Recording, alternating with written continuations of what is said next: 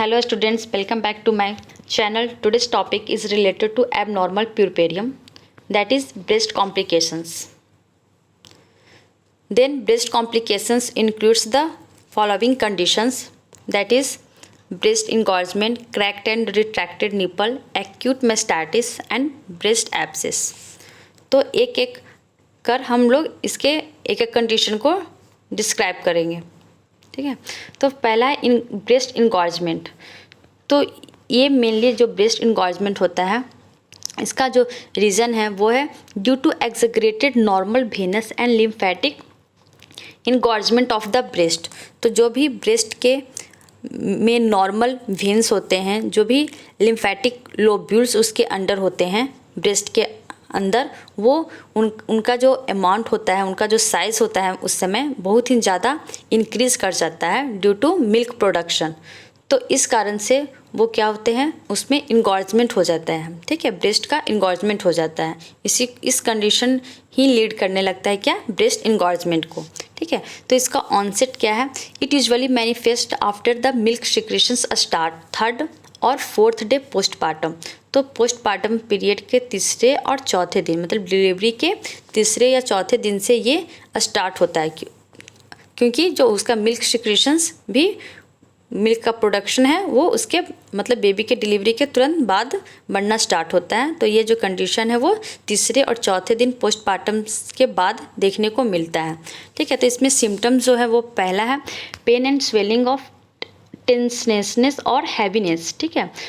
तो जो दोनों ब्रेस्ट में फीलिंग ऑफ पेन भी हो सकता है और हैवीनेस फीलिंग भी हो सकती है। नेक्स्ट है जनरलाइज्ड मैलेज। मैलेज मीन्स बॉडी एक, ठीक है। तो उसमें बॉडी पेन भी हो सकता है, साथ में ट्रांजिएंट राइज ऑफ टेम्परेचर, मतलब कि उसको फीवर भी हो सकती है, ठीक है। फिर last one is painful breast feeding.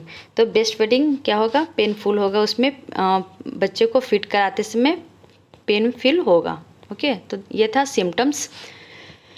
No prevention, manual expression of any remaining milk after each feed and keeping the interval short between feeds, ठीक है। तो जैसे बच्चे को फीड कराने के बाद में क्या है कि मैनुअल एक्सप्रेशन, मतलब कि हाथ से दूध जो भी बचा हुआ है ब्रेस्ट में उसे बाहर निकालना, ठीक है। और जो फीड करा रहे हैं बेबी को, उसमें इंटरवल बहुत ही कम रखें, ठीक है। तो मिनिमम का कितना रखना चाहिए, 2 आवर्स, ठीक है। बिटवीन 2 फीड्स में इंटरवल 2 आवर्स का होना चाहिए, ठीक है। तो ये करके इसे प्रिवेंट किया जा सकता है, ठीक है। तो इस ब्रेस्ट फीडिंग के बाद में क्या करना है, मैनुअल एक्सप्रेशन कर देना है, ठीक है। मीन्स बाहर दूध को निकाल देना है, जो भी बचा हुआ उसमें दूध का अमाउंट हो तो। नेक्स्ट है इसमें ट्रीटमेंट। तो इसमें पहला पॉइंट है to support the breast with a binder और ब्रेसियर। तो ब्रेस्ट को सपोर्ट प्रोवाइड करना है with the brassiere, okay. Next topic to apply ice bag. अगर पेन है, ठीक है, तो आइस बैग, ठीक है, कोल्ड थेरेपी के थ्रू उसको पेन को रिड्यूस करना है। To administer analgesic. तो अगर पेन है, ठीक है, तो उसके लिए एनाल्जेसिक प्रोवाइड करना है पेन रिलीफ के लिए। नेक्स्ट है to express the milk manually और बाय ब्रेस्ट पंप। तो मतलब कि दूध को निकालना है मैनुअली, मीन्स हाथ से, या एक ब्रेस्ट पंप आता है उसके थ्रू, ठीक है। To administer tablets that is bromocriptine, ठीक है। तो टैबलेट का नाम है ब्रोमोक्रिप्टाइन, जिसको कि डोज है 2.5 mg डेली 2 से 3 दिन तक के लिए उसे प्रोवाइड करना है, ठीक है। Now next condition is cracked and retracted nipple. तो जो क्रैक्ड निपल है वो मेनली क्या है, तो क्रैक्ड निपल में निपल जो होते हैं वो पेनफुल होते हैं, किस रीजन से, तो फर्स्ट रीज़न है loss of surface epithelium with the formation of a raw area on the nipple, ठीक है। तो जो भी उस समय जो निपल स्टार्टिंग में ब्रेस्ट फीडिंग के समय में क्या होता है, वहाँ पर न्यू एरिया, ठीक है, न्यू उसमें सेल्स आना स्टार्ट होते हैं। तो अगर वहाँ पर सरफेस एपिथेलियम थोड़ा क्या है, मतलब कि कम है, लॉस है, वहाँ पे नहीं आ पा रहा है इपिथेलियम, ठीक है, रिजनरेट नहीं हो पा रही है, इपिथेलियम का फॉर्मेशन नहीं हो पा रहा है, तो वे क्या हो सकता है, पेनफुल हो सकता है निपल, ठीक है।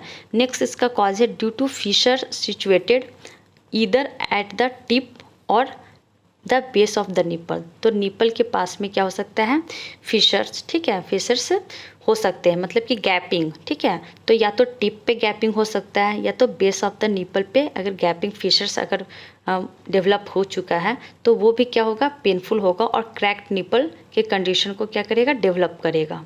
ओके, नेक्स्ट है इसमें प्रिवेंशन। इसको कैसे प्रिवेंस कर सकते हैं, तो लोकल क्लीनलीनेस मीन्स की साफ सफाई, ठीक है। तो साफ रख कर ब्रेस्ट को ड्यूरिंग प्रेगनेंसी और प्यूरपेरियम स्टेज में उसे अच्छे से क्लीन रख के, ठीक है, before and after each breast feeding. तो ब्रेस्ट फीडिंग के पहले और ब्रेस्ट फीडिंग के बाद उसको क्लीन करना है अच्छे से, तो इससे हम प्रिवेंट कर सकते हैं क्रैक्ड निपल को, ठीक है। इसका ट्रीटमेंट है एप्लीकेशन ऑफ टिंचर बेंजोइन, ठीक है। तो ब्रेस्ट पे टिंचर बेंजोइन क्या अप्लाई करना है नाइट फीडिंग के बाद में, ठीक है। और जो भी फीचर्स हैं वो 8 to 12 आवर्स में क्या हो जाएंगे, बहुत हद तक हील हो जाते हैं, ठीक है। तो इसका जो ट्रीटमेंट होगा उसमें हम लोग क्या अप्लाई करते हैं, टिंचर बेंजोइन, ठीक है। टिंचर बेंजोइन पाउडर में भी हो सकते हैं, ऑइंटमेंट में भी, ठीक है। तो ये अप्लाई करने से ये जो क्रैक्ड निपल है इसका प्रॉब्लम्स दूर हो जाता है, ठीक है। और नेक्स्ट इसमें है कि the nipple is to be kept dry and exposed of air. तो निपल को हमेशा क्या रखना है, क्लीन रखना है, ड्राई रखना है और एयर के एक्सपोज्ड में रखना है, ठीक है। मीन्स उसमें हवा लगने देना है। तो इससे क्या होगा, इसका जो क्रैक्ड निपल है वो जल्दी हील हो जाएगा, जल्दी ठीक हो जाएगा। Okay, now retracted nipple. तो रिट्रैक्टेड निपल को दूसरा नाम होता है इन्वर्टेड निपल, ठीक है। तो इसको रिट्रैक्टेड निपल का ही दूसरा नाम होता है इन्वर्टेड निपल। तो ये वैसा निपल को कहते हैं जो कि पॉइंट इनवर्ड और लाई फ्लैट, ठीक है, जो कि फ्लैट होते हैं, ठीक है। इसको साधारण भाषा में ऐसे समझ सकते हैं कि वो फ्लैट होते हैं, वो पॉइंटिंग आउट मतलब कि बाहर निकले हुए नहीं रहेंगे, वो फ्लैट रहेंगे, वो इनवर्ड अंदर की ओर और फ्लैट दिखेंगे, ठीक है। तो ये मेनली जो देखा जाता है वो प्राइमरी गैविडा में, जिसका फर्स्ट बेबी होता है, उन कंडीशन में ये मतलब कि उन मदर्स को ये उनमें देखा जाता है रिट्रैक्टेड निपल। ओके, फिर इसका कॉजेज़, क्या क्या इसका कारण हो सकता है। तो it is caused by tight connective tissue और other problems with the ductal systems connected to the nipple, ठीक है। तो जो उसका कनेक्टिव टिश्यू होगा ब्रेस्ट का, ठीक है, तो वो टाइट कनेक्टिव टिश्यू हो और साथ साथ अगर डक्टल सिस्टम में, ब्रेस्ट का डक्टल सिस्टम में, ठीक है, किसी टाइप का प्रॉब्लम्स हो, ठीक है, जो कि निपल से कनेक्टेड होता है डक्ट्स, ठीक है। ब्रेस्ट के अंदर में डक्ट्स होता है, लोब्यूल्स होते हैं, ठीक है, जो कि आपका निपल से कनेक्टेड होते हैं और वो जब दूध सिक्रीशन होता है तो उसमें वो उसी के थ्रू वो मिल्क बाहर आते हैं, ठीक है। तो हो सकता है कि उसमें किसी टाइप का प्रॉब्लम हो डक्टल सिस्टम में या टाइट कनेक्टिव टिश्यू के कारण भी ये हो सकता है डेवलप, ठीक है। नेक्स्ट है it may arise as a result of disease और ट्रॉमा। तो या तो किसी डिजीज़ के कारण, ठीक है, या ट्रॉमा, चोट लग गई हो, ठीक है, निपल पे, ठीक है, तो इस टाइप का रिट्रैक्टेड निपल डेवलप होगा, ठीक है। नेक्स्ट है इट कैन बी कंजेनाइटल और एक्वायर्ड। तो कभी किसी के केस, कभी किसी वुमेन को ये कंजेनाइटल भी हो सकता है, मतलब बाय बर्थ भी हो सकता है, या एक्वायर्ड या बाद में, जैसे कि ट्रॉमा के कंडीशन में, ठीक है। ट्रॉमा के कंडीशन में क्या हो जाएगा, एक्वायर्ड कंडीशन हो जाएगा, ठीक है, मतलब ये बाद में डेवलप्ड हुआ, ठीक है। तो इट कैन बी कंजेनाइटल और एक्वायर्ड, लेकिन ये मोस्टली जो होता है वो एक्वायर्ड होता है, एक्वायर्ड टाइप ही ज़्यादातर देखने को मिलता है, ठीक है। Not treatment, notice a nipple recently turned inward, ठीक है। तो जब भी किसी को लगे कि मेरा निपल या निपल जो है वो इनवर्ड है, ठीक है, मतलब अंदर की हो, तो उसे नोटिस करना चाहिए, ठीक है। या किसी टाइप का डिस्चार्ज हो रहा है, ठीक है, निपल से, या पेन हो रहा है फील अराउंड द निपल, तो उसे तुरंत नोटिस करना चाहिए और जाकर डॉक्टर से मिलना चाहिए, ठीक है। नेक्स्ट ट्रीटमेंट पे आता है manual lifting of the nipple, ठीक है। तो मैनुअल मतलब कि हाथ से निपल को लिफ्ट कर सकते हैं, या bearing a glass sealed. Glass sealed एक क्या होता है, प्लास्टिक का या क्या बोलते हैं, आर्टिफिशियल मिलता है, ठीक है, कवरिंग, जिसमें कि पॉइंट आउट किया हुआ होता है, ठीक है। तो मैं एक फिगर में आपको दिखा दूंगी उसे। तो मैनुअल लिफ्टिंग निपल का या बियरिंग अ ग्लास सील्ड, मतलब ग्लास सील्ड पहनने से ये बहुत हद तक ठीक होता है। तो उसे कब पहनना चाहिए, तो लास्ट 2 months ऑफ प्रेगनेंसी। अगर नोटिस हो चुका है कि हाँ पता लग गया है कि जो निपल है वो अंदर की ओर है, तो प्रेगनेंसी का जो लास्ट 2 मंथ है उसमें ये पहनने से क्या हो सकता है, बहुत ही इसका डिफेक्ट जो होगा वो कम हो जाएगा, और साथ में ये जो भी पॉइंट आउट जो भी इनवर्ड है निपल वो क्या हो जाएगा, बाहर की ओर आ जाएगा। ठीक है। और अगर फिर भी कंडीशन है तो आफ्टर डिलीवरी भी निपल सील्ड जो होता है उसे पहनकर इसमें बहुत मतलब इम्प्रूवमेंट लाया जा सकता है। ठीक है। तो अब हम लोग देखेंगे कि किस टाइप का ग्लास सील्ड होता है। ठीक है। निपल जो होता है निपल सील्ड हम लोग उसको देखेंगे। तो देखिए यहाँ पे है इस टाइप का होता है। ठीक है। आर्टिफिशियल ये है, ये आपका निपल सील्ड इसको कहते हैं। तो इसे बियर किया जा सकता है बिफोर 2 मंथ्स ऑफ मतलब कि प्रेगनेंसी डिलीवरी के 2 मंथ पहले या डिलीवरी के बाद भी 2 मंथ तक पहनकर इसको करेक्ट किया जा सकता है। Now next condition is acute mastitis. Okay, the acute mastitis is inflammation of the breast tissue involves an infection. तो मेनली ब्रेस्ट टिश्यू का इन्फ्लामेशन होता है, और इसमें मेनली क्यों होता है, तो ड्यू टू इन्फेक्शन के कारण ये मेनली होता है एक्यूट मेस्टाइटिस। ठीक है। तो जिसमें भी मैं पहले भी बताई थी, जिसमें भी जहाँ आइटिस लगा होता है वहाँ इसका मीनिंग होता है इन्फ्लामेशन। तो inflammation of breast tissue involve infection is known as acute mastitis. Symptoms में पहला है ब्रेस्ट टेंडरनेस। ठीक है। तो ब्रेस्ट को छूने पे पेन हो सकता है, या वो वार्मथ टच करने पे वो गर्म फील भी हो सकता है। साथ में क्या है इसमें ब्रेस्ट स्वेलिंग। ठीक है। स्वेलिंग हो सकता है, इन्फ्लामेशन होगा तो स्वेलिंग भी ऑब्वियस है कि होगा। लास्ट है थिकनिंग ऑफ ब्रेस्ट टिश्यू का थिकनिंग हो सकता है, या ब्रेस्ट लंप भी बन सकता है। ठीक है। तो ये कुछ इसका सिम्टम्स हैं। कॉजेस मेनली है जो ऑर्गेनिज्म जो इन्वॉल्व है इसमें इन्फेक्शन के लिए, उसका नाम है स्टेफाइलोकोकस ऑरियस। ठीक है। स्टेफाइलोकोकस ऑरियस जो है वो इसके लिए क्या है, कॉजेटिव एजेंट है इनका। ठीक है। तो जो नर्सिंग मदर है वो या तो इसका कैरियर हो सकती है, या तो उनको infection nasopharynx of the baby, जो ब्रेस्ट फीडिंग करवा रही है मदर। ठीक है। तो उनके बेबी के नेजोफेरिंग्स में वो अगर वो इन्फेक्शन हो, अगर ये स्टेफाइलोकोकस ऑरियस प्रेजेंट हो, तो वो क्या हो जाएगा, वो आपका ब्रेस्ट में आकर इन्फेक्ट कर देगा, और वो आपका एक्यूट मेस्टाइटिस डेवलप कर सकता है। ठीक है। तो इसका जो कॉजेज है वो मेनली है स्टेफाइलोकोकस ऑरियस। ठीक है। इसे आप लोग याद रखिएगा।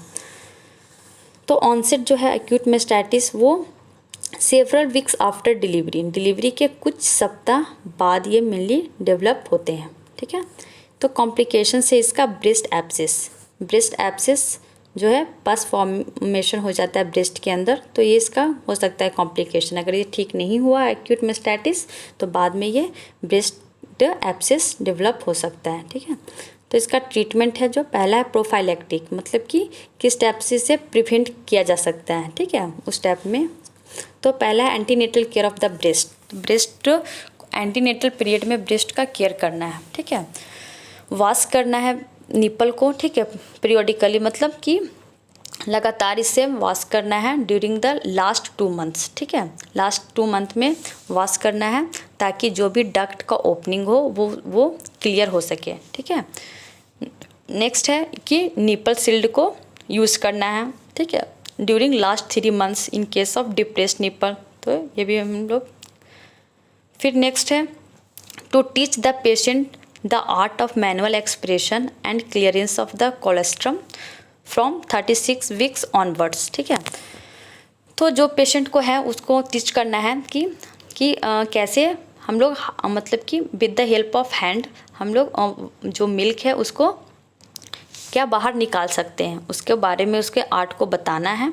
और साथ में जो कोलेस्ट्रम जो फर्स्ट क्या मिल्क होता है उसे कोलेस्ट्रम कहते हैं, तो उसको भी क्लियर करना है। ठीक है। तो 36 वीक्स के बाद में उसे बाहर निकाला जा सकता है, ये उन्हें सिखाना है। ठीक है। और साथ में जो इन्फेक्टेड बेबी है उसे भी आइसोलेट करके रखना है, मतलब कि बेबी से मदर से दूर रखना है। ठीक है।